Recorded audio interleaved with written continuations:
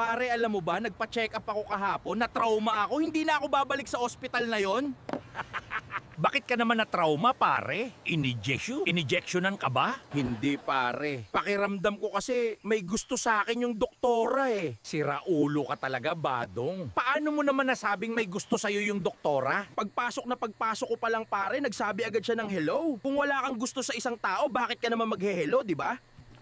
Pare naman, syempre, maghe-hello yung doktor. Pasyente ka niya eh. Oo, sige, ipagpalagay na natin. Pero bakit nung umupo ako, tinanong niya pangalan ko? So gusto niya kong makilala, pare. Pare naman, sira ba ulo mo? Natural. Kailangan malaman ang pangalan mo. Kailangan sa record. Oh, sige pare, bakit tinatanong niya pa ako kung single ako o married? Inaalam niya kung may pag-asa pa siya sa akin, pare, ganun ba? Pare, syempre, para malaman kung sinong dapat kontakin in case of emergency. Tapos pare, may tinapat siya sa dibdib ko, titignan daw tibok ng puso ko. Ano yung pare, titignan niya kung siya tinitibok ng puso ko? May gusto talaga sa akin yung doktora. Pare, tigilan mo na nga yan. Tigil na natin to, nakakarami na tayo. Matulog na tayo. Matulog?